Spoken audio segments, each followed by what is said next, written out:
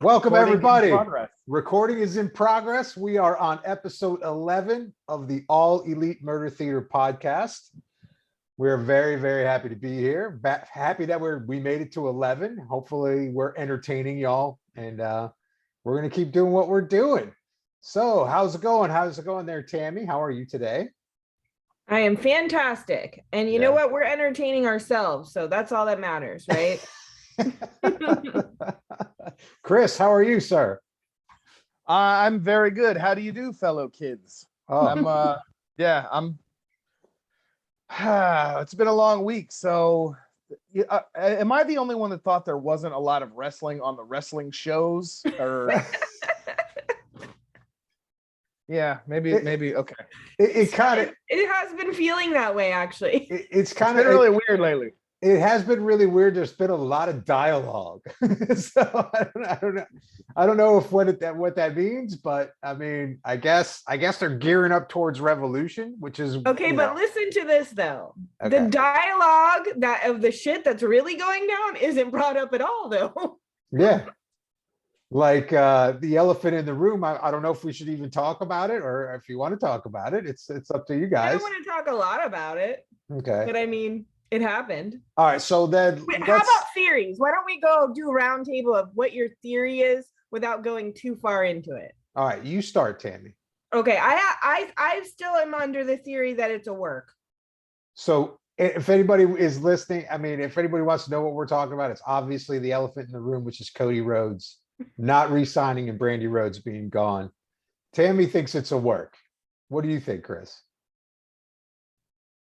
If there weren't so many people reporting about where he's been and what's been going on, like travel wise for him, I wouldn't really. I'd say it might be work, but because there's so many people talking about what he actually is doing, and for the fact that they've brought WWE into this thing so many times and nobody from they haven't put out a statement saying any of it's false, and that's usually something that they would jump in and be like, oh, no, that's not happening. We're not doing that, because they don't want to give people press unless it's on them. That's why they really don't talk about AEW at all.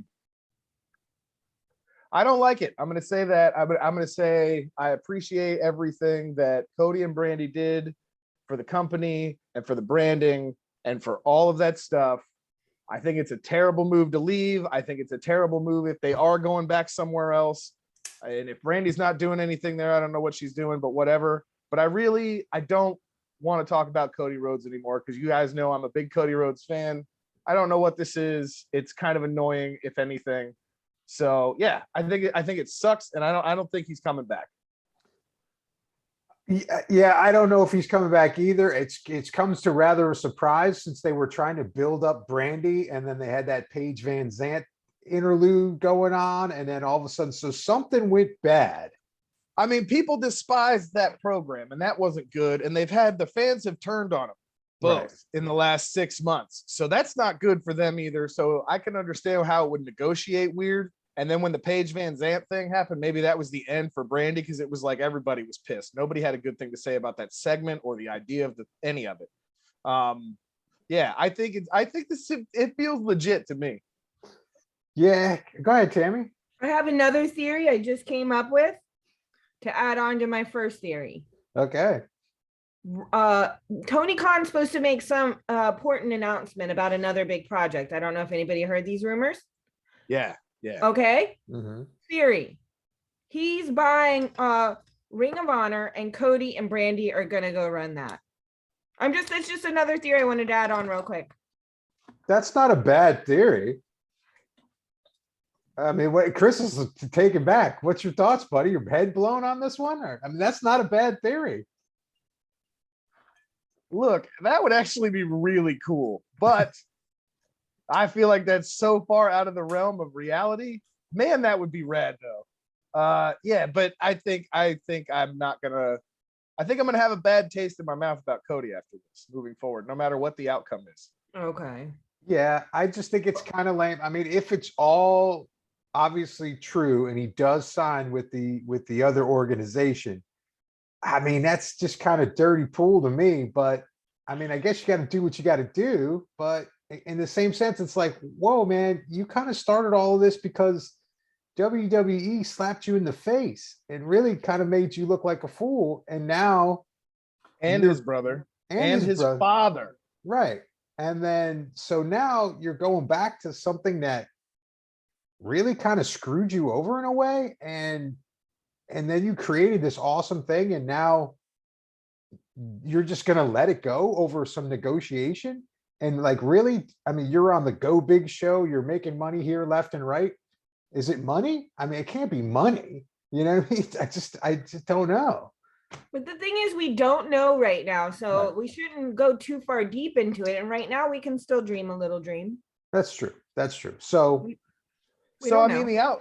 the outlying stuff there was also reports of him and Tony not getting along, Tony taking over the booking. Cody didn't like that very much. He didn't really like the direction that the Bucks and Omega wanted to take everything that was happening and where it's going to go and all that. They didn't have like a common goal or whatever.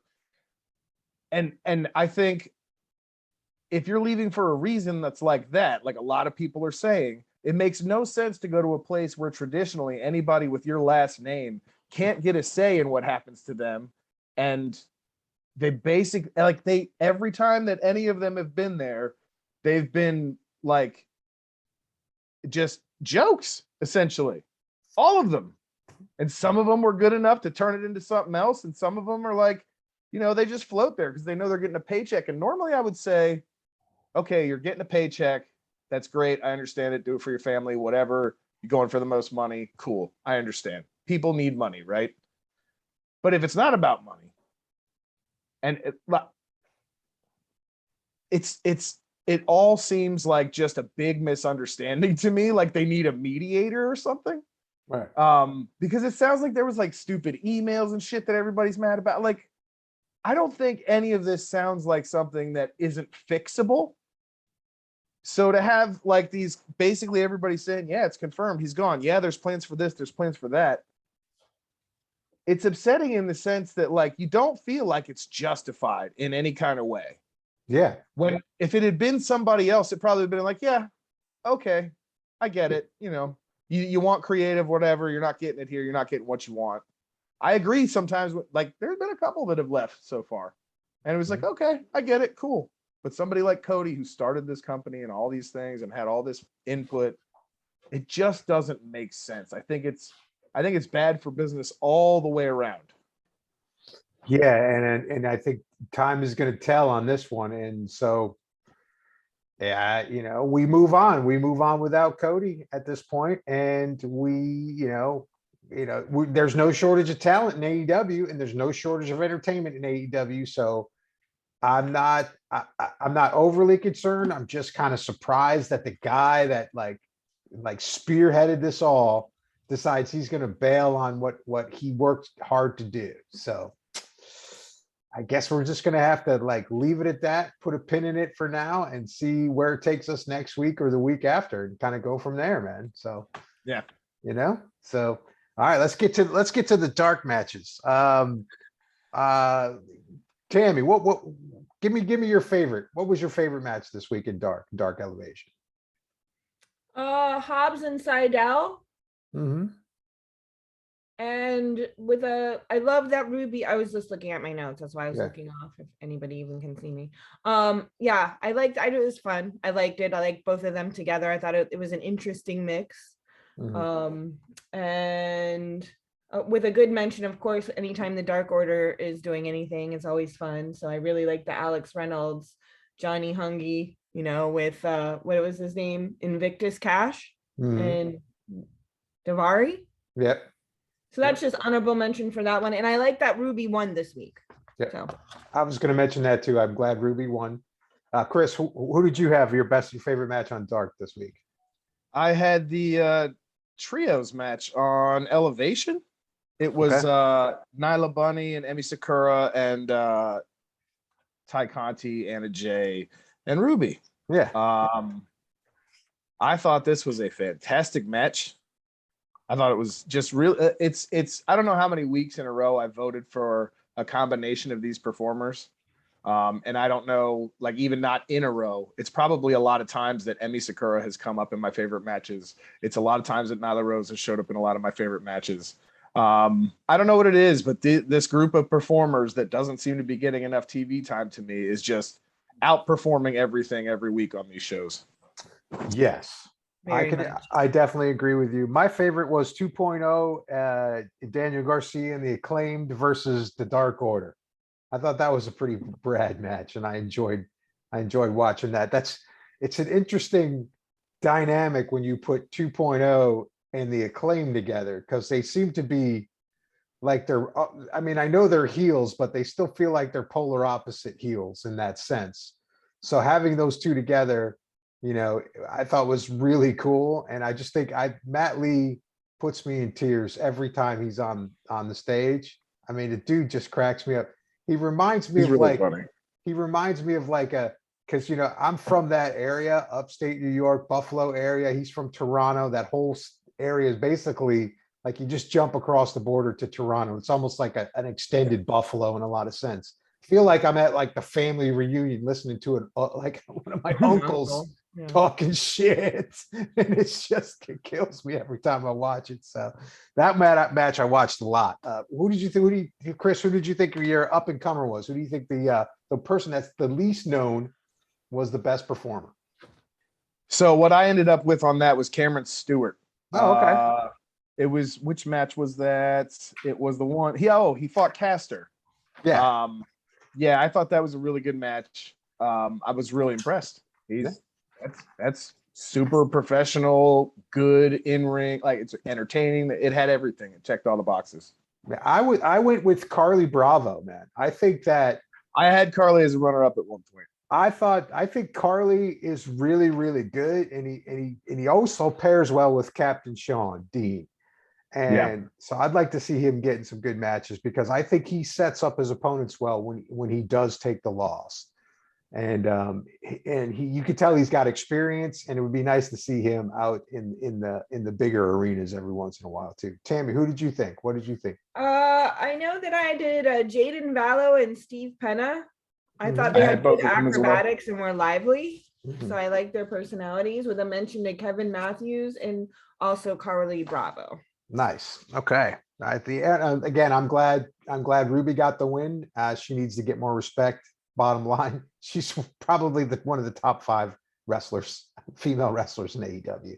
I don't know why they're underusing her and having her get pinned all the time. It makes no sense to me. So anyway. She's doing a really good job though of not losing her status and still elevating talent, even if she's losing a lot.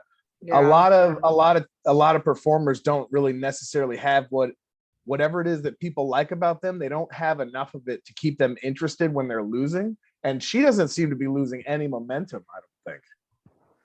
No, I don't think so at all. So they just need to use her more. They do need to use her more. So what do you think pushed the storyline, Tammy? I don't think much did, at least that I remembered. What I have is a real reach, but it's like something that's like you can see coming like way, way, way down the line, which is that they had that Zach Clayton come out and win against Serpentico. Oh yeah. Yes, that was his first win, wasn't it? Yeah. It was. And you know what I mean? He's not an AEW signed talent. So to me, that means he's making his way into AEW further and will eventually have a storyline. So I'm only mentioning a pre storyline push right now, because that's all I really thought about is like, I can see the future with Zach's going to come in, and it feels like Serpentico is your graduation into it. Yes, I was going to say something that was less appropriate, but yes. Okay. I'm glad you jumped in. And I agree with Tammy. That was mine too. So, Chris, did you have anybody different? For which question? Push the storyline. So there was the continuation kind of Team Taz versus Team Dante. If you, true. Yes, that is very true. It's not really a storyline at this point. It's starting to determine it's like a pattern now. But the other thing I had was Ruby and Nyla kind of also was sort of like a continuation. Yeah. They've had some feuds. There wasn't a lot of story push this week on the dark shows. Yeah. I Oh, didn't I think. do Go want ahead. to ask Chris a question. Rafe, we were trying to figure out. I thought that Dante got the black mist blown in his face a while back, and Rafe didn't remember. Do you remember? I don't remember. But I think he That did. happened? I don't I- know. Okay, I'll have to look it up then, or ask my heels ladies, because I thought he did, and so that's why I was wondering like what this black mist is even meaning, if anything. But it should mean something. But if Dante got it blown in his face, I'm not so sure.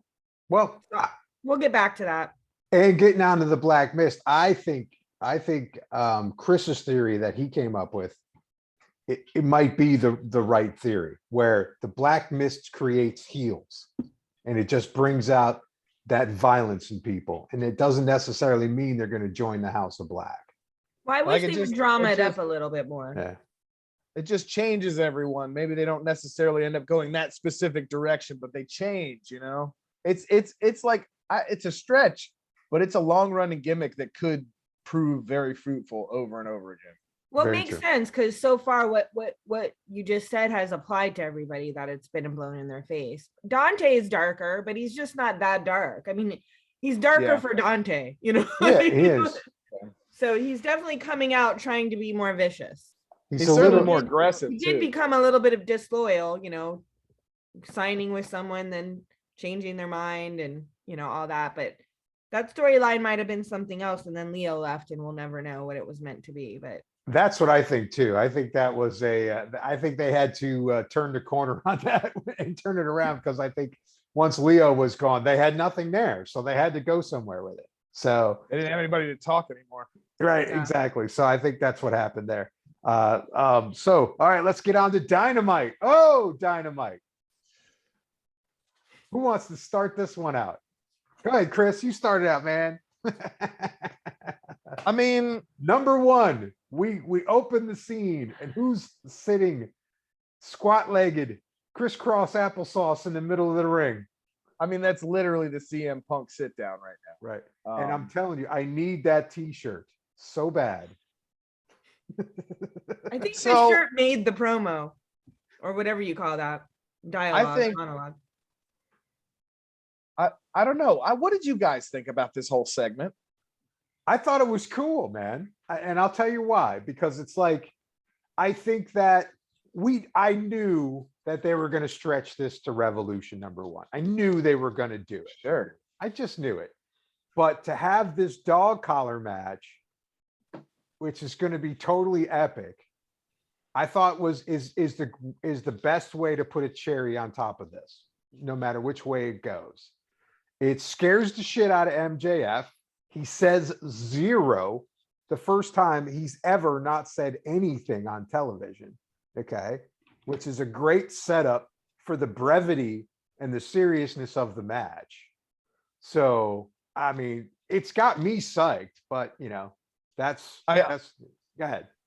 I actually wrote down the part about MJF not talking for like the first time. I wrote down MJF silent, and then I underlined it like 3 times in an exclamation mark, because it was like, he's really not going to talk? Yeah.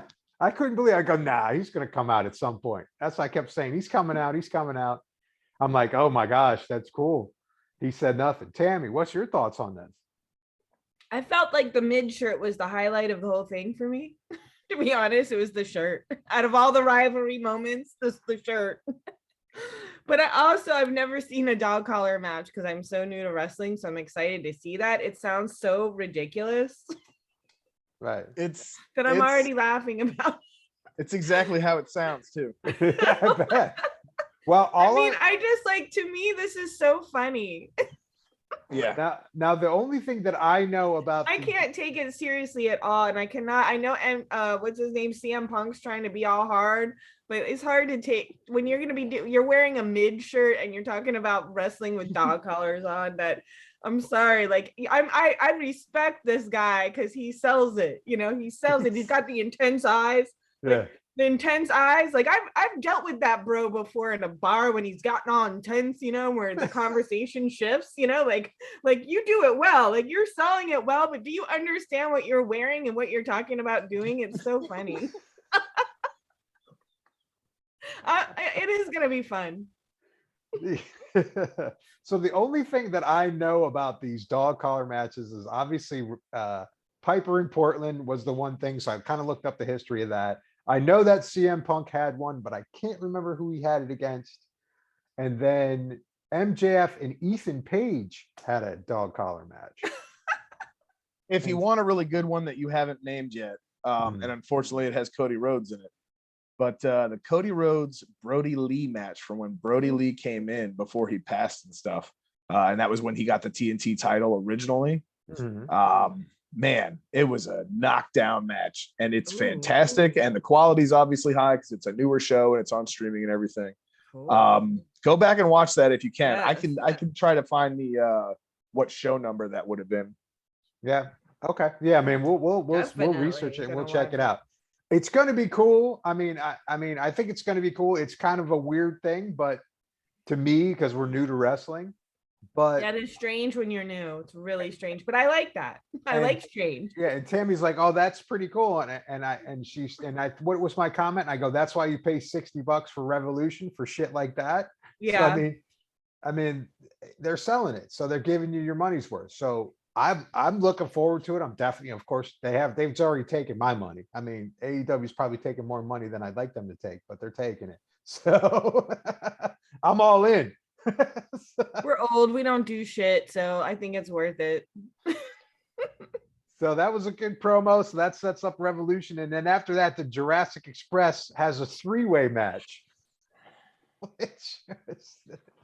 Which is, I guess, for what I understand, and maybe Chris, you can clarify, there's going to be 3 sets of 2 in the ring at the same time, or is there? Is that right? elimination? Is it a trios match or is it a 3-way tag team match? It's a 3-way tag. Okay, so depending on how they do the rules, it should only be 2 guys most of the time, right? 2 people would be in, and then you can choose who you tag from the other team, I believe, as long as it's not the other person of who's currently in the ring. But the more likely scenario is we'll have 3 of them on the outside, 3 of them on the inside, and there will be 3 people in the ring at once. Okay. All right. So maybe, but there's probably going to be a lot of chaos and nonsense. And if it's not a combination of those 2 things, it may just be they team somebody up with somebody else. Gotcha. It's 3 teams. That's what it seems like. Well, I'll clarify it, and we'll talk about it next week. But because we're going to be closer to that match next I have week. no recollection of this for some reason. Yeah. I didn't write anything down about it. So That's okay. We'll get back to that. And then we moved on. And right after that was the Danielson versus Lee Moriarty match. Good match. Lee did great. I thought he was selling well. I thought he put up a good fight. I thought that, Danielson's always technically great. So it's just like, he will make anybody look pretty good regardless. I think he's trying to, I don't know where he's going with this as far as, is he trying to recruit Lee by beating the shit out of him? Or it's like, I don't quite get this. What did you think, Chris? What was your thoughts on that? okay, here's my perspective on what this scenario actually really is. Brian Danielson cut that promo where he named a lot of these performers, right? Correct. And now he's got a match with one of them.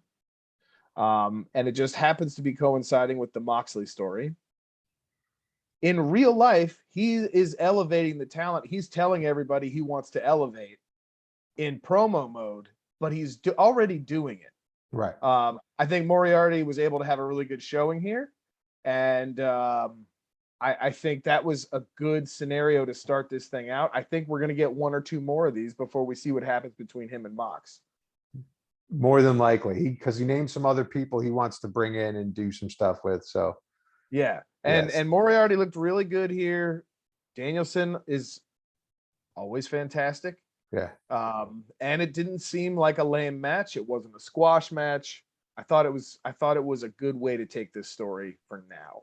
Right. Now, And then the stuff that happened at the end, we haven't talked about that yet. not yet, but I wanted to get Tammy's take because Tammy said something very surprising when we were watching this match.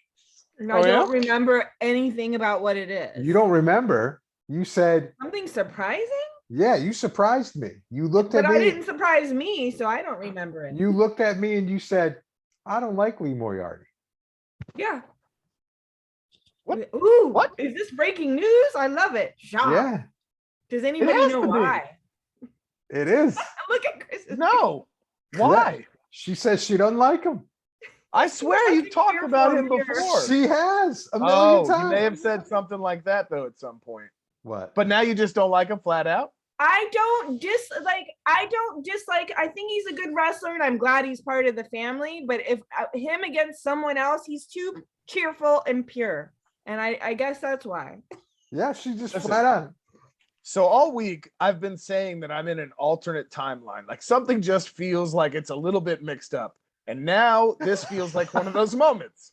Like I genuinely think something happened and now I'm in a different, like an only tiny little bit different timeline of what should have been occurring. Because you have talked about Moriarty before, I swear. I'm gonna have to go back and watch every episode now. She has. Don't get me. I have said flattering things. Yes. And I don't think he's a bad wrestler, and I'm not sorry that he's there. So I know it's confusing, but if I put him up against somebody else, he's not going to be my favorite. He's too cheerful. Okay. He's too happy. He's too cheerful. Like, I don't know. It doesn't feel like it's wrestling. You know, I don't know. I don't know. You're, There's just you're something allowed too to not earnest like and people. pure It was about just him weird. that I just like. I really wanted Danielson to kick his ass a little bit more. Lee I thought Moriarty. he did a pretty good job getting his ass kicked. I He don't know. did. He He did got a it. great job. Lee did a great job. I'm not saying he's not a good wrestler. That's not why I dislike him. I dislike him for his happiness all the time. I get it. It's just, I'm just too saying. much. I don't think that match should have gone any longer though, is kind of what I was getting at. Like I think he took a pretty decent whooping. Yeah, he did. Lee Moriarty, Tiger style, all caps, no spaces. Oh, that's the thing. That's what pissed me off. That's what put me over the line. Now, I am not saying all that fucking shit. That's what thank you. That was it. That was the triggering moment where I was like, I'm done with Lee. Are you I'm sure? done Hey, in this moment. wait, if wait. I'm gonna have to say all those words, like, why are you working me like this? I'm not gonna say you're Lee Moriarty, and I'm not saying the dashes and the blanks and whatever. That was exactly it. I think Chris, this resolves it. This is what happened. It was the name, okay? And Rafe likes to try to fuck with me and say I'm saying the whole name like he's better than me, right? And now I'm like, I refuse. I refuse to say anything past Lee Moriarty. I kept saying it. You know what? Sometimes I'm petty, world, okay? And I'm just being honest about it. It doesn't have to be a good reason for me not to like someone. I just don't. I kept saying it over and over. And she just kept getting pissed. Oh at my me. god. Ah. I said all caps, no spaces. Yep. But I consider him part of our family, and I still accept him and love him, even if he isn't my favorite. And I will always call him Lee Moriarty. Tiger style, all caps, no spaces. None of that. Chris, talk about the ending. Talk about the mocks. What He comes in.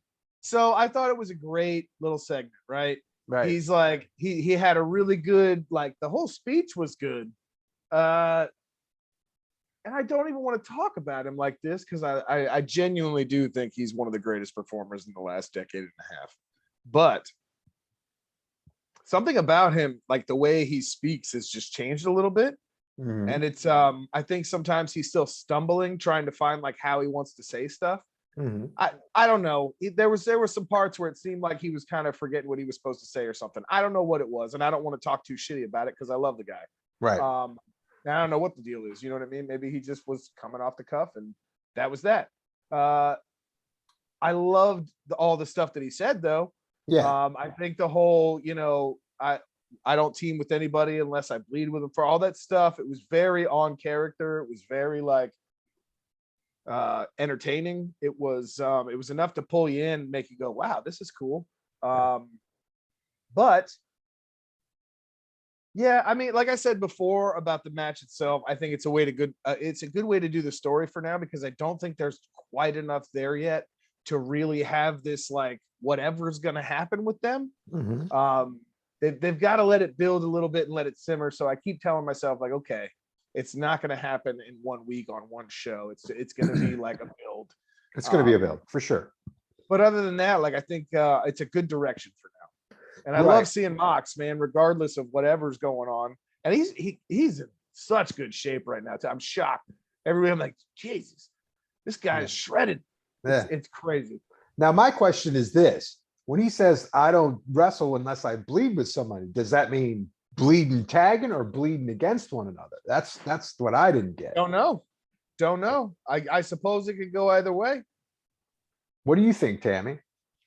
Starting to figure that out myself. To me, that just are you a tag team with someone and then you go and kick someone else's ass and you both are beating someone else's ass, or are you beating their ass? I really don't know what he means by that. To me, if it was myself, which both of you have compared me to Moxley, I don't know what to think, but whatever. I'm good with it.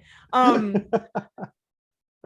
would say that we were going like either like to me that would be like we are going to take care of business together, that way I know I trust you and that you'll put yourself on the line. But I don't know if that's how what he means. And by the way, I really did love the match a lot, actually, the match previously, despite my personal opinions about long names and things like this. But I did like that match a lot. I thought it was really good. So I do like where this is going. If they can keep the momentum, yeah, we'll see what the bleed thing means. I mean, we all have our theories. We'll see who's right. I would like to know. I want to know. Let's get this match, whatever the bleeding done. Let's bleed. Right. I like the fact that they put the twist in there that, that Danielson's afraid and he has fear, because they've made him pretty fearless so far. So when Mox put the questionable fear into Danielson's brain about, is it just because you don't want to fight me? Right. I thought that was a really cool element. But I would really like to see those two together and not against one another. But that's me. So, but Chris, I think we're going to get it all. Yeah. That's the other thing, though. The speech leading into that, where he talks about their history and what's already happened. Like, obviously, he's saying, okay, we've already had these matches and I've lost every time. So then what is the bleed with me part if it's not a singles match? And if he specifically phrased it as, I don't tag with anybody unless I, whatever he means, first. That's true. So then they couldn't tag first either. That's true. So that's where it was like a little bit odd to me. Yeah, you throw my whole theory off now, because you're right. That little detail. Yeah. Absolutely. I really don't know that's what I meant. Like, something was just not right about the way it all tied together and the flow of everything. And it could be misinterpreted very easily.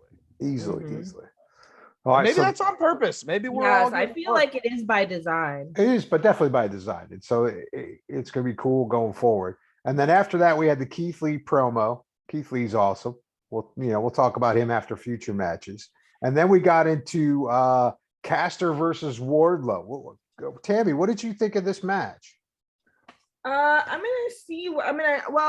gonna read my notes, but I did like this. My first sentence was good battle. So I enjoyed it a lot. I thought Caster did really well. It was good to kind of see him a little bit more serious, as a wrestler, instead of, to me, him and Bowen are like clowns, they're just like court jesters a lot of times, which we know they're really good wrestling court jesters, but I thought he did really good. I put Bowen interjects, and then Caster's about to try to cheat. Caster hits Wardlow with the chain. Caster can't lift Wardlow. That was funny. So he couldn't lift him to powerbomb him. That was so good. And Wardlow has no problem powerbombing him. Then Bowen attacks, and then no Spears, and then Spears comes late. So I don't know. I actually liked it a lot, but when it comes to Wardlow, what we're all waiting for, and the whole Spears coming in late and trying to take credit is tired. Yeah, I think that's a little played out. But again, I thought it was like, I think Wardlow keeps getting more and more challenged, and they can kind of shows Wardlow being able to do more things, go in the distance, having a little bit of True. he needs to get his cardio going. Not he's just not this power guy that's Went gonna a lot longer than I expected. You're way right. longer than I ever expected it to go. And I think it's good because it's setting up for these next matches, because these next matches are all big fucking dudes, man. Like, this is going to be battle of the giants. I mean, look, you got Hobbs, you've got Keith Lee, and you got Wardlow so far facing off in this ladder match, right? Isn't it a ladder match, right? Could you I don't imagine these know. big dudes up on a ladder? I mean, it's gonna be I don't crazy. know if it's Face of ladder the match. face of Is the it a ladder Revolution match? ladder match is what they're calling it, right? Yeah, face of the Revolution ladder match. The fact So- they're going to have that many people in one ladder match too seems odd. It's It gonna does. be insane. It's going to be And intense. Caster's a lot bigger than people realize, I think. So even though Oh. it seems like an odd There's match, a lot of it's big pretty guys good. in this. Yeah. Yeah. He's just almost as big as Wardlow. He's a Yeah. big dude. I mean, he really is. His dad was a ball player, played for the Jets. I mean, so he's a big guy. What did Chris give me your take on this, the Caster Wardlow match? It was a good match.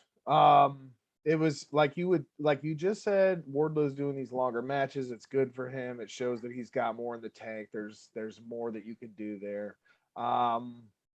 But it wasn't like great. Yeah, I don't feel like it was really that awesome. I wouldn't watch it twice. But Okay.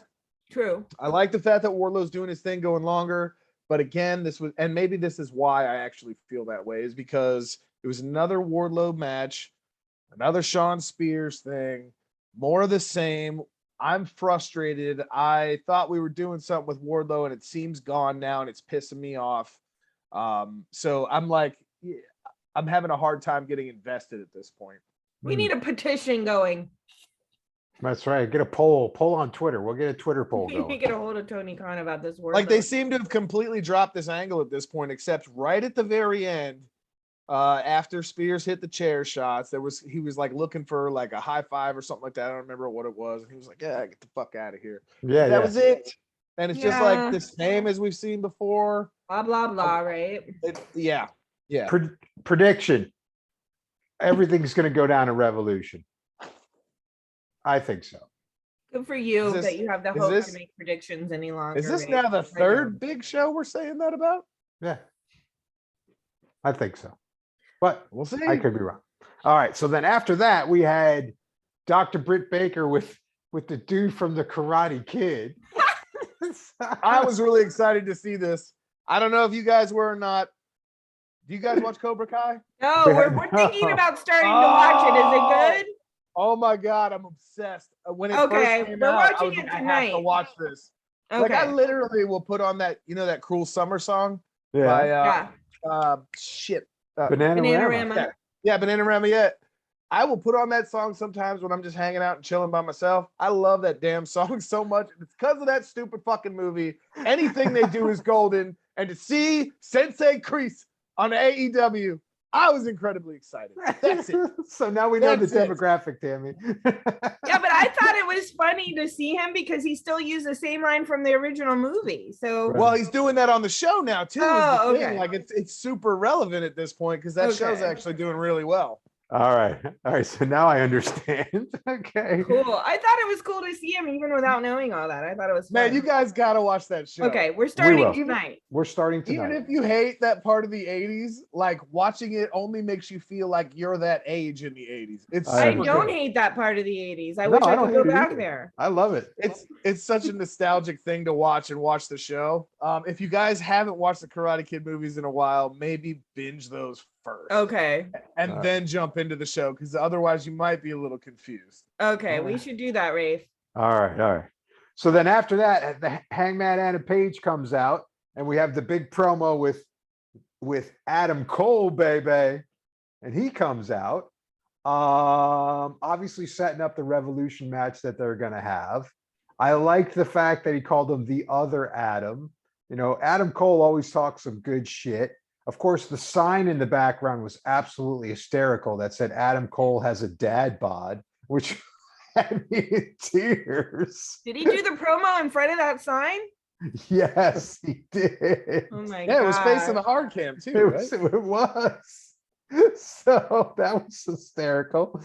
I think There this was some really good signs at this show. oh my God. Jericho wipes from back to front was absolutely my favorite sign I ever saw in my life. But that's we'll talk about that in the next match. But this is going to be, I think it's going to be cool. I don't think it's going to be, I don't know if this one's going to be as epic as the last two Adam Page matches. I think Adam Cole's a really good wrestler, but I don't know how they're going to up the game on this anymore. I mean, I just don't. I think could it be a longevity match? Could it be, who knows? But obviously, there's going to definitely be some interference with the Red Dragon. So the Red Dragon came in, and when you weren't expecting it, Adam Cole was trying to show his respect. He walks out, and then Red Dragon comes in and takes him out. Tammy, what's your take on this? Who's the Red Dragon again? That's It's O'Reilly and Bobby Fish. Oh, okay. I forgot that's what they called themselves. Yeah, it's a stupid name. Yeah, I just have I have their names, Kyle and Bobby Fish, on here. Sorry. I like Bobby Fish though. I don't have a problem with anybody, and I don't have any real major thoughts on this. So I'll just let Chris take it from here. Go ahead, Chris. Cool. Okay. I mean, I've seen these guys wrestle before, quite a few times actually. Who? Adam Cole and Adam Page? Adam Cole and Adam Page? Okay. Yeah, they have a history, and that's kind of, Cole was kind of alluding to some of that. I think it'll be good. I don't think this is the right time for this particular feud. I think they should have saved this until the Elite were like fully formed and really doing, just getting back to kind of back when the Bucks and Omega were running it, and it was just those three, and they were just every week. They were killing everybody. They had Gallows and Anderson, I think, were with them too, or whatever they're called now. Mm-hmm. That's right. Going down from Impact and stuff. But yeah, I want to see the Elite get kind of like heated up and like sort of on fire again. And then I want Kenny Omega to come back and have that stuff happen before Adam Cole really starts going at title runs. Because I think that other stuff is really important. And I don't think the title run would have an impact. So honestly, I don't think Cole's going to walk away with this. I think this is going to be probably a relatively short match, actually. Okay. I don't know what they're going to be able to put into this that hasn't already been done with Page. Mm-hmm. So yeah, it seems like a lot of gimmick stuff early on for this guy in this title right now. So my opinion is, I think they should have flipped the Archer Cole match. You know what I mean? So that the Texas Death Match was actually the pay-per-view match. That's the way I would have done it. They could have stretched that to the pay-per-view anyway, and then not introduced the Adam Cole thing yet, and stretch this out more while everybody's getting back and we figure out what's happening with Kenny and all that stuff. There's definitely a better way to go about doing this, I think, for Hangman, regardless of what each individual version might be. I think it could be better. His run is like, it's important. He deserves it. And it doesn't seem to have like the legacy vibe. I know what you mean. Like it doesn't feel like it's going to be important later on. It seems like when Omega had the belt, it was every one of those title matches were important. You know what I mean? It's like everything was on the line. You didn't know what was going to happen. It seems like, they did the couple title matches, and then they did that Texas Death Match. And I think that for some reason, some way took the wind out of the sails of things. I think they should have saved that, because that was so intense, and he had an intense match before that. So it's like, how much more can they ratchet it up? Are they planning on ratcheting up, or are they just making this a title match to try to like smooth some stuff up until Omega comes back and all, et cetera, et cetera? I don't know. What do you think, Tammy? How did you feel? I thought I already commented on that. Yeah, well, it's just kind of getting back at it. So, all right. Well, then I guess we'll just move on from that then. But it's interesting. Anything else you want to say about anyone? Sorry. No, I think it'll be interesting to see where it goes. Hopefully it'll lead to like bigger and better, you know? All I think you said about this, Tammy, was who's Red Dragon? That's it. I really think that's the only thing you said about this match. About this match? About- Was it a about- match? I thought it was a Oh, promo. I'm sorry, the promo. Don't slice and dice me there. I meant to say No, promo. I'm a little bit tipsy, so I just need like you can't mess me up on these. Okay.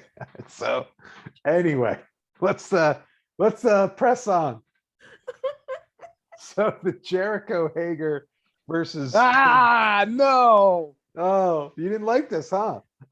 I'm so pissed about this story. Like the way they're doing it is just making me mad. It makes the inner circle seem stupid. I feel like I've Yeah. wasted time being a fan. Like I don't like any of this. I don't think it's good for any of them either. Like it seems at this point, the only people that are looking okay are Eddie Kingston and kind of Santana and Ortiz. Kind of. Well, Other than that, everybody's looking really stupid. they won. Santana Ortiz won. Yeah, but okay. It doesn't solve anything for the inner circle. It doesn't solve anything for what happens next.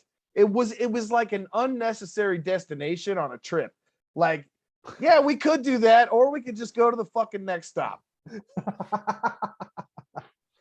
I thought it was okay. So it was a match. I think the best part about the match was the dude holding the sign that said Jericho wipes from back to front.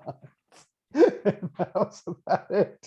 So, Tammy, what's your thoughts? It was a major battle, but again, I feel the same way as Chris. And I think I've commented on all of this prior, is that Okay. I just feel like, I don't know, it's awkward, it's uncomfortable. It's just like out of all the groups of dudes, you feel like these dudes would be like handle things better with each other as bros, and I don't feel like there's like a lot of brotherhood and going on here. Like people can grow and go their own way, and it doesn't come to all this, where in other factions you could see how there'd be more like battles, but it feels like they were supposed to be a little bit more cool, and cool people don't act like that. They I don't know. I hope it all comes around in a more positive way later, and it comes back around, but it's always good to see Eddie, so like love that. So that was fun. It wasn't like I didn't hate it, but it felt like awkward and a little uncomfortable. Like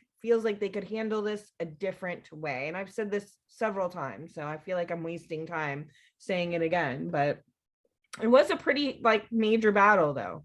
And it definitely sets up the Jericho Kingston match, which is going to happen. Which I don't want. I don't want that. Chris. So I do want to add this about the inner circle and how it fits their history. Back when MJF and Jericho were originally partnering up and MJF got brought into the inner circle and all that stuff in the beginning, the whole thing, I forget who it was it MJF and Sammy that had to have a match, and then it was Wardlow and Hager when they were all in there together. So it fits the history of like the inner circle handles our problems in the ring. But I still don't think this particular match took that anywhere. I don't think there was a result here that could have said, okay, personal beef with Jericho and kind of Santana, sort of Ortiz, but more Eddie Kingston. It's a weird way to tie it all together. Yep. So then after that, we went into the Bucks Red Dragon promo, and Adam Cole saying, "Hey man, where were you guys? You didn't help me." Honestly, thinking that this is just setting up when Omega comes back, they're going to split the factions. It's going to be Cole and the Red Dragon, and the Bucks and Kenny Omega. But which way are you going to go, Adam?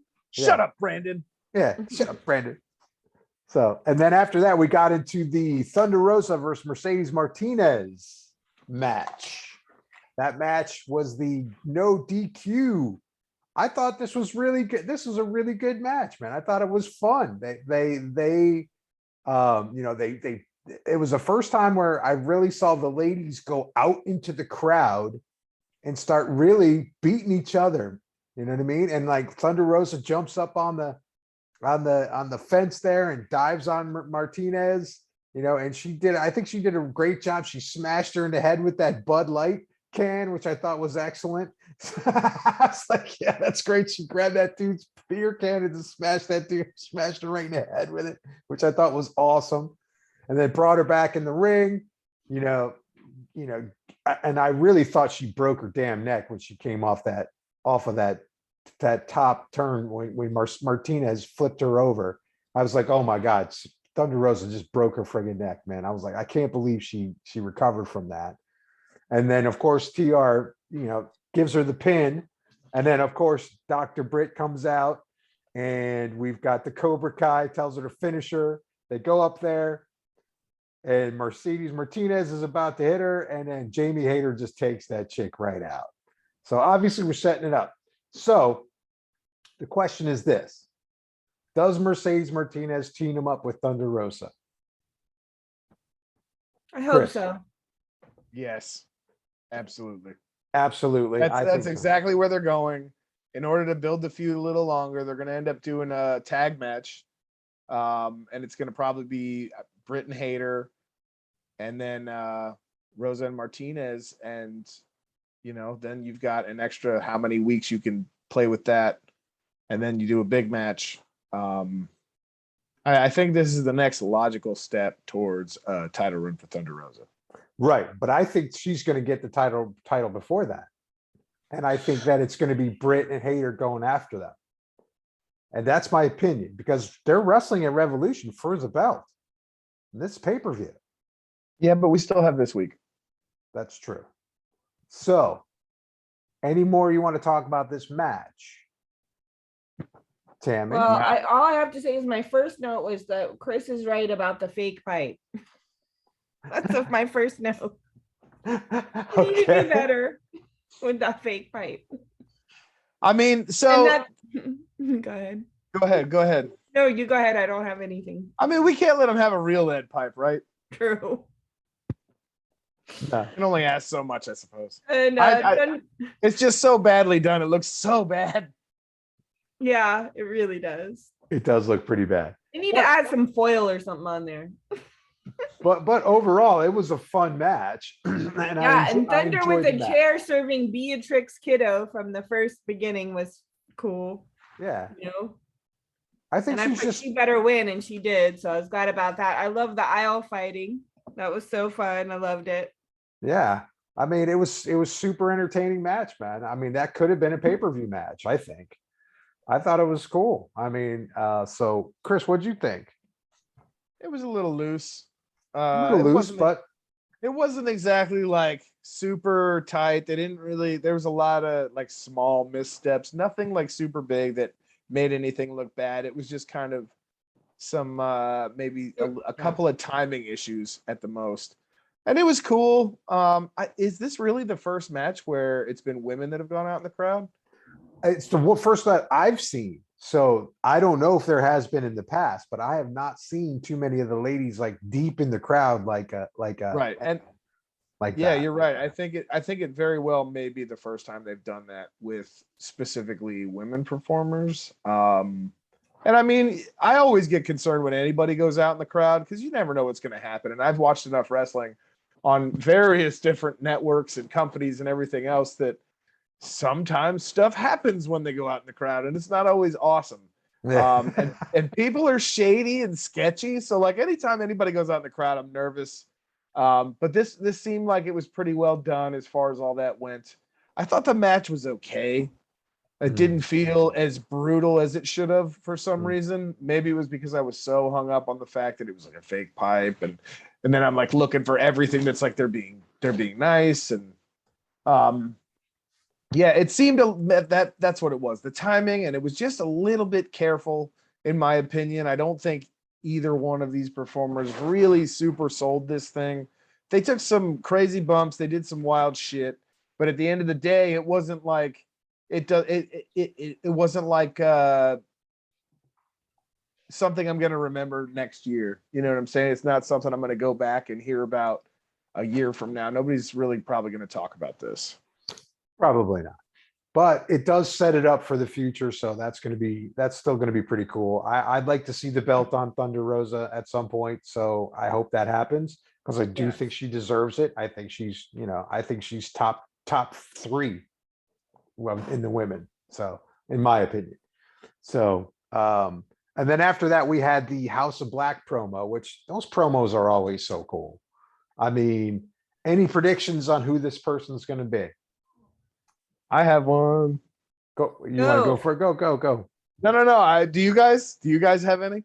I think it's Julia, maybe, but what do you have? I think Julia. Really? Yeah.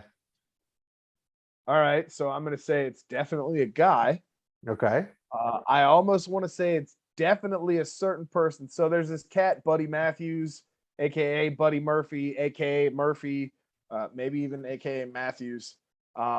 He left the other company around the same time as Mr. Malachi did.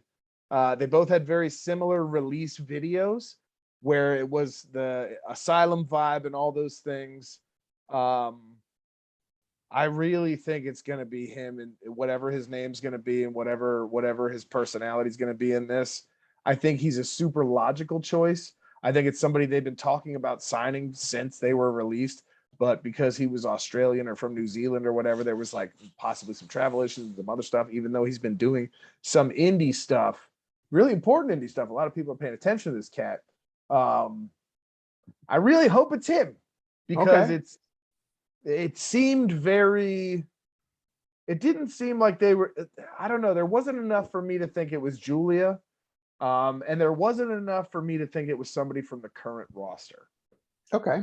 All right. Now this guy, Buddy Matthews, would his style fit in with the House of Black? Absolutely. Okay. Oh my, like as far as in-ring work style, absolutely. Yeah. So he'd be legendary with this team. Okay. As far as his look, his previous look, the only thing that might work is his hair. Other than that, he'd have to go the Malachi, you have the Brody, they both kind of have like that super like steampunk Viking. Is that a thing? Because that's what they remind me of. Steampunk Vikings. That's cool. But he'd have to change his vibe a little bit, but he would absolutely fit them as a partner with style and size and ability and add a little bit of something to make it a little bit different, but he's still like, there's no question he belongs there. I think it would mesh excellently. Cool. I'm looking forward to it. I can't wait to say. I always like those big reveals. I think they're exciting. So I'm definitely down with that. I want to say though, before we move on, I'm excited for about whatever it is. You know what I mean? Like, even if I'm wrong, I'm going to be happy, I'm sure. Yeah. I mean, they set it up so well. They do the promo so well. It gets everybody fired up about it. So I love this whole storyline. I love this team. I love these guys. This is fantastic. Exactly. So then after that, we had the Jay White promo running into Rampage. And then we got into the Sammy versus Darby match. Tammy, you start the Sammy versus Darby match. I know Sammy's your boy and you like Darby, so. Yeah, I mean, this was a win-win. I love these win-win matches. I can't be disappointed, but I like Sammy a little bit more than Darby. Oh, I like Darby's vibe and like his persona, but I like Sammy's acrobatics more. Gotcha. Yeah. So I put Darby getting thrown around early on that ring. Wow, what was that? Fly? I don't know. I don't even know what that means. Move Sammy just did. I guess that fly move? Was there a fly move? Oh, flying move. They flew. Didn't somebody fly into the ring? They did. Anyway, I'm sure they probably both did a few times. Yeah. Darby is testing his flexibility of Sammy. Very interesting moves. Darby has good moves for Sammy, and the slapping is silly. No, when they're slapping you. What did you think of Andrade breaking in? I wasn't done talking, Rafe. Wow, Sammy is he's catching outside the ring. Catching? Something about a cutter? Is that a move? That's a Yeah. cutter. Oh yeah, the cutter out there. Yeah, that was good. Yeah. Sammy about to We were late in the finish night, Darby. folks. Won't be easy. Andrade cheats and Sammy wins. That sucks because Sammy can win on his own. And Matt Hardy attacks, Andrade attacks Sammy with the belts. So they weren't very exciting notes, So I don't know. I thought it was fun. And then all this, I thought they were two fun people together. Again, it's not one of those matches, like Chris said, that I'm going to remember a year from now. But I thoroughly enjoyed watching both of them with their different styles with each other. And the whole Andrade thing didn't make sense because Sammy doesn't need that kind of help. I don't like when people help other people. So. Well, I don't think it was pertaining to that. I think that was just Andrade trying to beat the shit out of Darby, and it didn't matter who Darby was wrestling. So because he turned him down, he's not going to work for him. He's not going to work for him. So Chris, he's what mad. else? What do you want to add on this one? I don't know. It was okay. I've seen Darby and Sammy before a couple times. Maybe. Okay. All right. Could have been better, honestly. I thought the ending was stupid. I thought the whole Andrade angle was dumb because I don't like the whole Darby. It's funny, but maybe not always in a good way. Like last week, was it last week where he did the whole finally I found your boss, that whole bit. That was great. Yeah. But this was more like, I could do without this part. There you go. There it is. And Dynamite is done. All right. Well, Chris, did you come up with our... I was just going to say. Before we get into Rampage, we're going to do a quiz here. So this is for Tammy. No, it's for both of you, man. Okay. I want to see if you know it too. All right. And then I have some quiz questions I looked up, but I of course I'll know the answer just because I have it, but all right. And then we'll get into the Rampage. Chris has a really specific. I have randomly selected 3 names of actual wrestling moves that have been performed and are still performed to this day. You are going to tell me which one is not real. Obviously, there's only one that can be wrong. 2 of these are real answers, okay? I can't wait. Go ahead. So, Tammy, you will guess first. Rafe, you will go second. Here are the 3 names of potential wrestling moves that are either real or not real. The first one, Rolling Thunder. Rolling Thunder. Okay. The second one, Switchblade Grenade. Okay. Number 3, Frankensteiner. So Rolling Thunder, Switchblade Grenade, or Frankensteiner. Which one is fake? Tammy. I have no idea. Ask and you shall receive. What was the Switchblade one? Switchblade Grenade. That's the Switchblade Grenade. I want Frankensteiner to be real, even though it seems like they're least real. So in my hopes for my dreams, I'm going to go with the Switchblade Grenade. Okay. Although that sounds very plausible. Okay. I think the fake move is the Rolling Thunder. Okay. You are both wrong. Oh. Actually, no, Tammy, you were correct. You said Switchblade Grenade, right? Yeah. Yes. You're correct. That is the fake wrestling move of the week. That is not a real thing. I absolutely need to see the Frankensteiner. I know. It is 100,000% real. It was done by the Steiner brothers repeatedly, and that's why it got named the Frankensteiner. It was their thing, and now a bunch of people in all the wrestling promotions and companies do it. It's a well-known move. The Rolling Thunder, full of joy that I won and that Frankensteiner's real. I'm really proud of you. I was really going with the Switchblade vibe, so I thought maybe it would throw you off. Like, wow, that's probably a move of somebody that we've just seen. I'm not going to say that one. You did well. That's exactly. Rolling Thunder is basically a little forward flip. Oh, gotcha. And the Frankensteiner is it's Switchblade Grenade. I thought that sounded like the most badass wrestling move available. So I was like, if that's not a thing, it has to be. I Googled it for like 20 minutes. It should be trying something. to make sure. Yeah. Yeah. That's funny. That was great. I really thought it sounded like a legit move. I just was being, this was like, listen, people, if you're listening or watching or however you receive this, I want you to know Telepathically. dreams can come true when you take a chance on not the status quo of what you think, but you just dream that a Frankensteiner's a real move, and it can be, okay? And that's our Disney ending. Thank you, Chris. That was awesome. Yeah. I have some anytime. quiz questions here, but I'm afraid they're too easy. Okay. What do you got? They're all too easy. And Chris, you're going to know them all. I need to work hard. I'm going to work hard this week on this. All right. No So doubt. do you want to save it to next week and then get into Rampage, or do you want to save Yeah, it? let's do that because these are too easy. Okay. All right. So we'll set you. We'll It'll set be it up for like, next who week. is the AEW first champion? You know that, right, Chris? I sure do. Okay. See, I got to work harder. But I love that move thing. Thank you so much. That was That was great. awesome. That was fun. awesome. All right. So now we get into Rampage. First match of the night is Adam Cole versus 10. Yeah.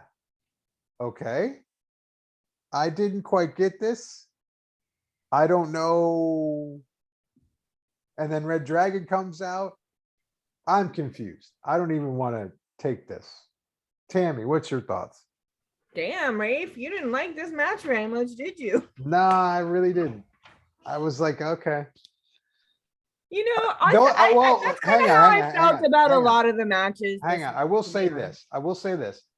The only thing that I think I gained from this is the fact that we can witness Adam Cole being able to take down a larger opponent than him and sell it well.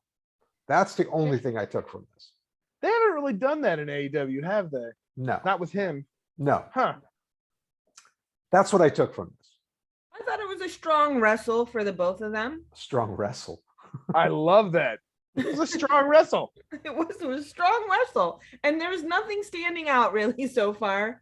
But we know that Adam Cole is a master and will win. Ten should get his day to do the same. Yeah. People Tammy- need to feature Dark Order and let them win. They are good enough. And Adam getting thrown around like a rubber band man was really fun. Well, here's the thing that Great really finish for both. right. So Tammy went on for like 10 minutes. Why has he got a mask? Why is he wearing a mask? I see him on Instagram all the time. He's got a big baby face. He's a beautiful man, isn't he? He's a I pretty had guy. no idea. I was watching BTE one day, and they had his face on there a bunch of times. He's like eating an apple or something in slow-mo music. And I was like, what is this? Right. I was like, and then I was like, wait a minute, that's 10? Yeah. No way. Like, Yeah. who would have? I know. So Tammy's like, I mean, it was literally like a 10-minute conversation through this match. I don't really get this. Luchadors never show their face. And he's like, why is he Because wearing it? I know what he Wearing it. looks like. It doesn't make sense. He doesn't look like that. I don't like the mask. He needs to take the mask off. Because luchadors, you're either in or you're out, man. I don't know what Luchasaurus looks like. I mean, I kind of do, but I mean, not intentionally. And the thing is, it's like luchadors, I think, weren't supposed to be parading around without their mask on, so you know what they look like. So it feels like his mask is meaningless when he wears it, because we all know what he looks like.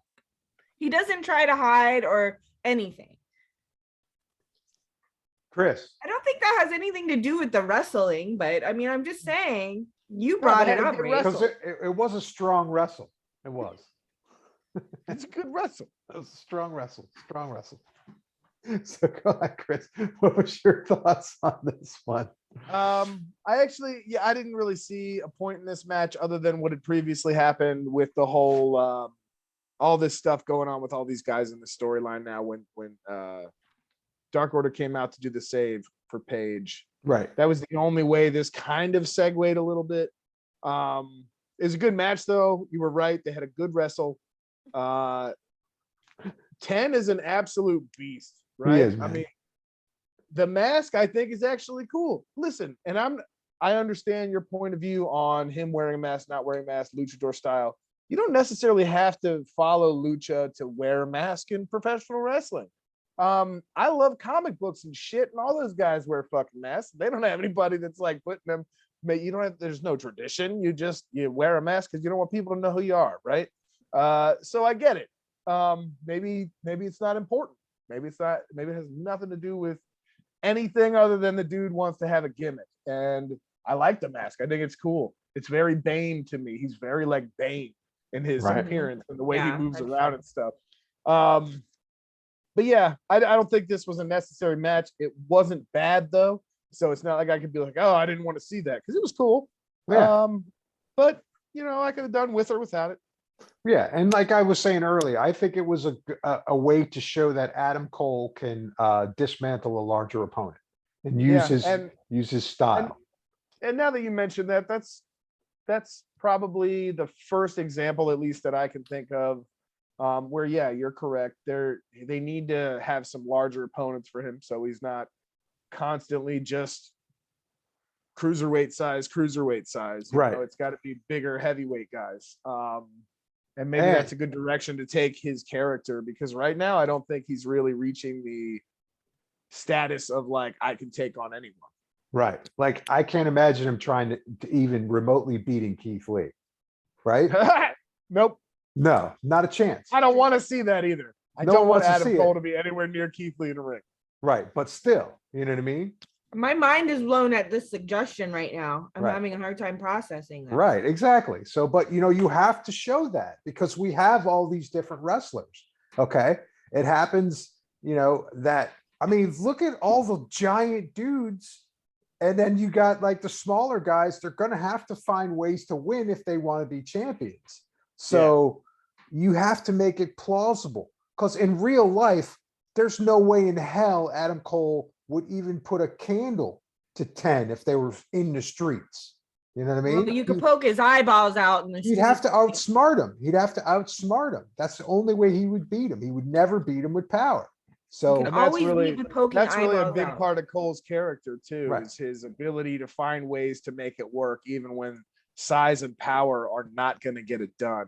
And the fact that they're trying to build that a little bit makes sense, because how else is somebody like this going to fight Wardlow?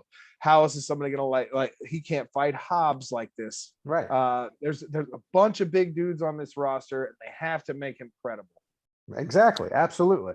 So then that brings us to the next match, where Powerhouse Hobbs versus Dante. Now, this is a good example of Dante being able to hang with someone big, because he got fucking thrown across the ring a bunch of times, still did a great job, did a tornado off the top rope, used his power, used the ropes to take down the big man as much as possible. Now, didn't win, but it made this match plausible because Dante used his skill. But the thing that beat Dante was he didn't have enough experience. So I think that's what they were trying to illustrate here. So was it a good match? Yeah, man. That was a fun one. That was a really fun match. Super memorable? Nah. I mean, the things that were the most memorable about it was Hobbs just chucking him and basically imitating Keith Lee, which is really, and it seems like maybe they're just setting us up for something like that. But obviously, I think Hobbs is going to be wrestling Keith Lee next. So I can't remember if it was Wardlow versus Keith Lee or if it's Hobbs versus Keith Lee. But either one of those things, it's going to be like a fucking like a Godzilla versus King Kong type of thing. It's just going to be like these clash of the giants coming at each other, and it's going to be surreal. Tammy, what did you think of the Hobbs Dante match? Read my notes. All Hobbs right. coming in hot. Dante is giving his all, jumping around like a squirrel. Great fight outside the ring right before Hobbs throws Dante in the ring intense. What did you say? What? Jumping around what? like a squirrel. What? I missed it. I completely missed it. Jumping around like a squirrel. Jumping around. Great fight outside the ring right before Hobbs throws Dante in the ring. Intense. Both wrestling well and using their strengths to their advantage. Both these guys are some of my faves. Hobbs wins. It's jumping around like a squirrel. Who, Dante was? Yeah. He was. A squirrel. It's true. Think about it. Ah, all right, Chris, go ahead. See if you can follow that up. I think everything that needs to be said has been said. We can move on from this. It wasn't memorable or anything.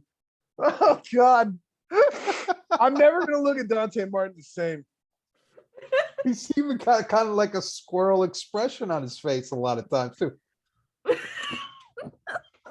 That's what it is. You're right.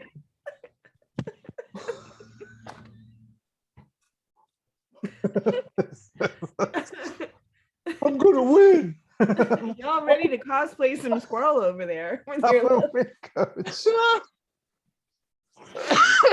Oh, heavens to Betsy. Now, all right, so I'm a little off. I can't remember if the Jade promo was after this match because now Yes, that it was. okay. Jade looking awesome in that outfit, I'll tell you. Oh man. my God, the dollar bill sequin outfit She was to killing die me, man. for. She was, man. She had green hair too. Don't forget, remember that. Green Right? hair and beautiful green sparkly eyeshadow. Right. She is a queen. She was killing it. I mean, the promo was a little okay. We don't But- care what she has to say. We love her outfits and her strength. I like how she stepped up. She said, smell. I smell like money. I was like, that's great. But yeah, obviously they're gonna set up and Jade's gonna fight the bunny, which I mean, hopefully the bunny does some real nasty shit to her and like fucking, because the bunny's crazy. And I like the bunny. So Chris, what did you think of that? Fun. What did you think of that promo? Are you okay over there? You're still I kinda, think still kind of recovering from the squirrel incident. that was great. Yeah, I think Jade probably still is working on what's gonna make her who she is. Right. I think the company is too. I don't think anybody really has a great here's our A to B right now. So they're playing with ideas, they're working the gimmicks. She's gonna be great eventually. Yeah. And I can handle dealing with okay for now. Right. Because she's entertaining regardless. She is a money draw. There's rating statistics to show it. So yeah, more of this, but maybe more focused. Gotcha. Nice. I think it's going to be a fun match though, because Bunny's really good. And so I think Bunny's definitely going to give her a run for her money. Even if Bunny loses, Bunny's going to hurt her. So, you know what I mean? And not like the real sense, but hurt her in the sense that going to expose some of her weaknesses because I think Bunny's very skilled. So, and I'm looking forward to it too. So, and Jade, she does get better every match. You know what I mean? She's not quite the level of the other ladies, but she's getting there, man. And she's into it. So it's like, it's going to get better. And I think I like the pairing of the Bunny versus Jade. So I think I'm looking forward to seeing that one. So then after that, we rolled into the Tammy's favorite wrestler of all time, Serena Deeb from Nova Oakton. Shout out to Nova. Woo-hoo! DMV, Home baby. girl. Home girl. And she challenges the 5-minute rookie challenge with Angelica Risk. Love Angelica too. I believe she's a Mission Pro wrestler along with Thunder Rosa. Thunder knows her well. I don't know that she is actually. Whatever, she's related to Thunder. Thunder knows her, so but she was pretty good. But They know each other because they both work for AEW. Anyway, They've certainly met. They've certainly met. Never mind. Sorry. Let's kind of move on from this. I don't want to be jumping around like a squirrel, so let me. Let's keep pressing on with this one. Serena just, obviously just dismantles her. And I don't quite understand what they're doing with this. Tammy, what's your theory? Well, I mean, she's showing all the rookies, like she's showing them like it's a 5-minute challenge. The professor is teaching the new talent. Okay. And seeing who can beat her. And if you can't, then you need to go back and train more. It's that simple. So, and I love this match, and I love Angelica too, because she's entertaining and fun. And she's a good wrestler. She's great new talent. But Serena Deeb is one of my all-time favorites because she's fierce, she's fabulous, and she knows what the hell she's doing more than any of them. So I put, these are my notes. They're very short. Woohoo! Bye-bye, Angelica. Love Deeb. Show it, girl. Tell it, girl. We are not on Deeb's level. Drop the mic. I'm done. Chris, give us your opinion on this. I thought it was pretty good. Uh-huh.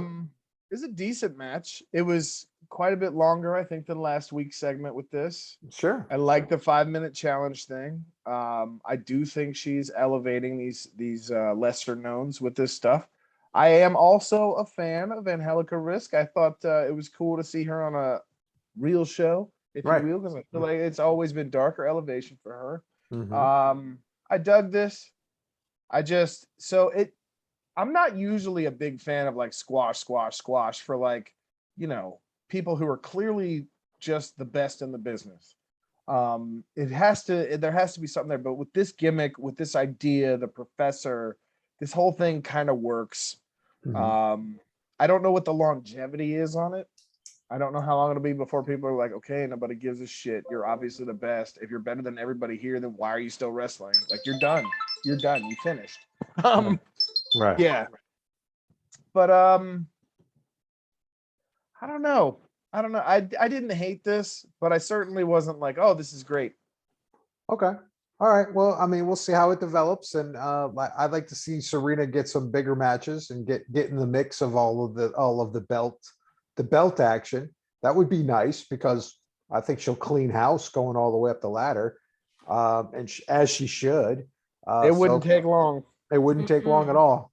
All right. So, good things developing there with her. So that's awesome. So then after that, we get into the main event, the Jay White versus Trent Beretta. Now, obviously, these guys have wrestled a bunch of times before and Christopher seems to like the Knife Pervert, which I need to understand that.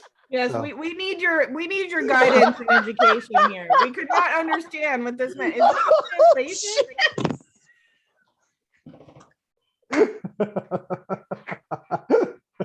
I was like, we were both like, I said, so then what happens Oh is this. my God.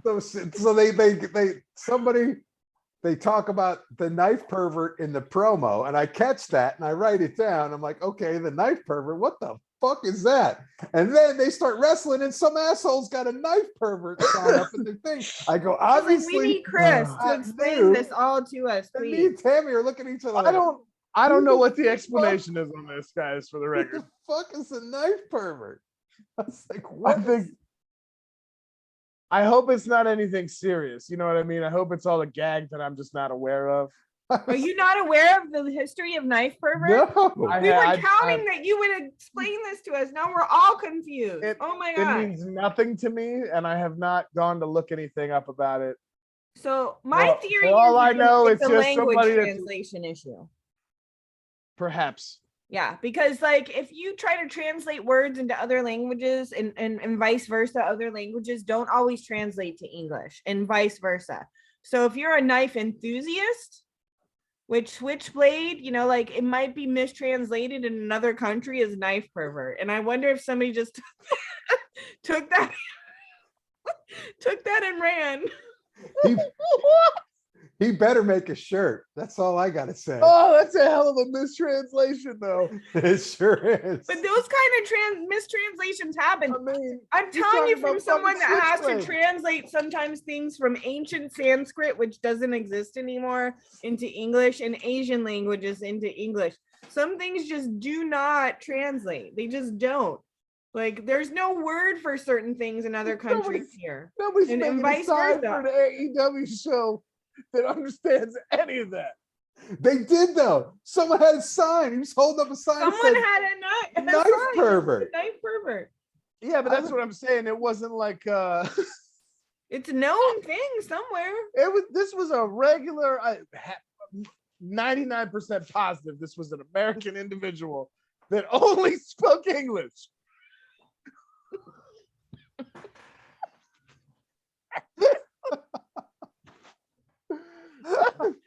Yes.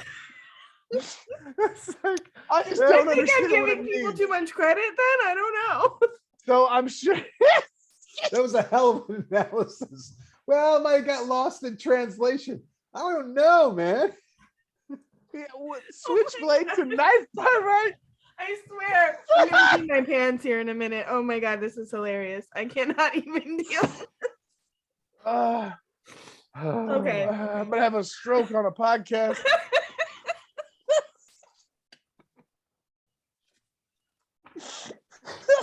Is anybody listening to this thing? Okay. Because we Okay. need some knife pervert guidance here. Can someone give us perspective on where this term came from? Okay, I have to Google this Oh real my quick. God.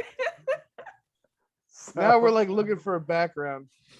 I mean, and then There's gotta be a story here. okay, so overall, the match, while Chris is well pad for this, we can't see it. We can't see it. No. What's the Jay same? White, knife pervert t-shirt. T-shirt. I'm saying this is a thing. Oh my god. Why? My background is gone. Look at that magical Oh. magical segue. Ooh. So Hollywood. There's something appearing though. It's coming forward. I see the Young Bucks. Oh, there you are, knife pervert. We're talking about you. Knife pervert. Oh shit. Oh, Well, I I'm don't. gonna be looking at that in a few minutes. Let me tell you. Oh my goodness. What the hell is going on? Okay. I don't but- even want Alright. to know right now. But the way that Let's talk about the match and then we'll reconvene on knife pervert next week. exactly. So the match. We will have the lore down. We will have the lore down. So the match basically. I mean- Although if it's not kinky, it's not going to be fun. Go ahead. I don't even know what to say here anymore. I mean, can we even get on the tracks again after we've been derailed like this? I mean, it's like. We're talking about Jay White versus Trent Beretta. It was an excellent match. We need to talk about it. Chris. Oh, was I telling my story from my notes? I don't know what you were doing. I just said knife pervert and that was it. We were done. That was Because the that's end. my first Everybody. note. He will forever be known as the knife pervert. This is the first thing I wrote down. This And then the literally- second thing was cool pants, Trent. Right. Trent's great. So let's A just lot put of it down. decent back and forth, and then then White getting vicious, good in technique. That really hurt his chances. Hitting the floor hard, made a couple of good comeback moves, especially a kick. I think I must have been talking about Trent at this point because my pen messes up. Especially a kick to White outside the ring. So I think there was like a lot of good comebacks for Trent. There was. I think it was a good back and forth. I thought the outside ring work was Yeah. really fun. And Like, it they was a did a big lot of cool- slugfest. It was a hard-hitting match. Like when And Jay White won. the thing that I like the most about the outside work with this was that Jay White was like slamming him against the ring, slamming him against the fence, slamming him against the ring, slamming him against the fence. And I thought that was really pretty cool on how they use the outside ring. I was impressed with the outside ring work a lot in this match. And I mean, there was just no way Jay White was going to lose. They just kept, running through his accolades of how great he was. So if he would have lost this match, it would have been like, what's the point? I would have had no respect for him after Right. he wins every title in New Japan and blah blah blah. I'm like, how can this guy even freaking lose? Right. Like, and hold his head up and walk out the door. Like, it'll Right. be the biggest humiliation ever. So Yeah. I was like, I think this dude's gonna win because how could he lose and ever walk out and like hold his head up again? Yeah. And he did, but Trent gave him a run for his money. I also like Ricky Starks calling Orange Cassidy Oshkosh Bagosh. Because he did. He said he's Even though one- anybody under 40 doesn't even know what the fuck Oshkosh Bagosh is.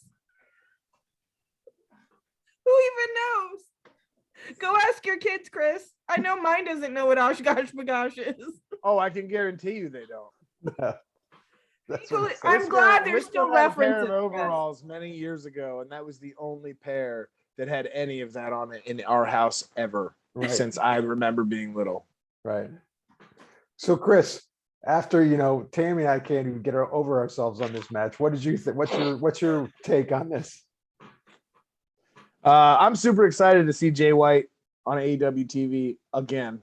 This was going to be my image last week, but unfortunately at the hotel, I didn't want to set up my green screen and all that jazz. Right. So I saved this one because I couldn't find I couldn't pick one for this week from this match.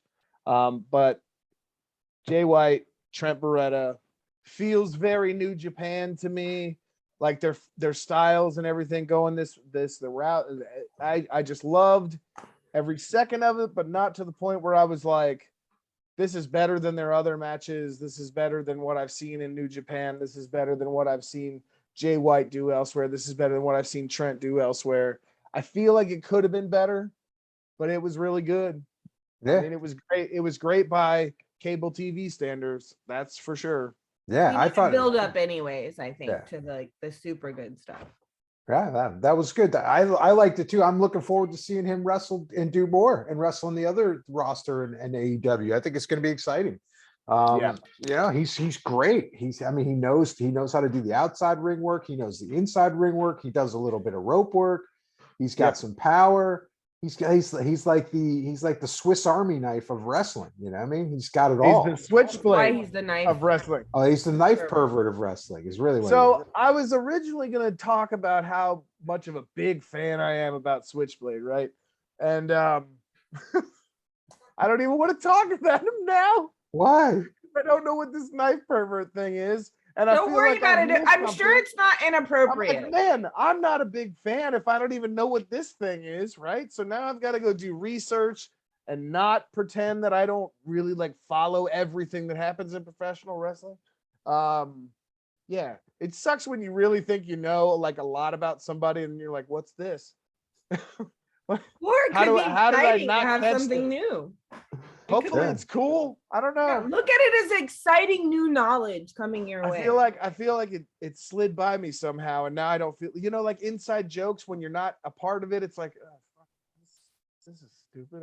We need to be on the inside of the joke. We depend on you to tell us the inside of the joke because we're so. I'm gonna figure this one out. I promise you, I will figure this out, and we will all talk about it next week. All right, absolutely. Cool. So now we got next week. And I think Rampage is going back to the same old time.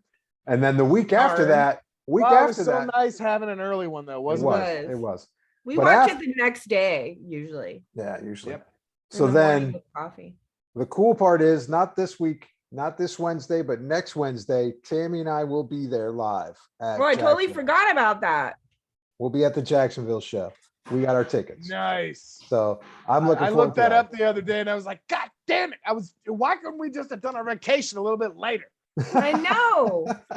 You could have gotten in one of the Orlando darks probably. Yeah. Honestly, there's no way I would have had time to go to the show anyway. All right, but think about this keeps happening to where I'm near these shows after they've been through. Yep. Or before. It's just the timing's always off. Eventually I'll be able to go to lots of shows and have fun, but until then, I'll just have to remember there's also River City Wrestling Con here in Jacksonville, and you're only at 8 hours from us, so you should 5 hours. 5 or 6. But it's also other wrestlers, on not the way just down too. Yeah. So, but Malachi Black's going to be at that one. Yeah, you got to come down for that. So that the wraps other it up. wrestlers we don't know. Let's They're wrap not it up. AEW. We're going to wrap this episode up. You all have a great week, and we will talk to you next week. Bye, everybody.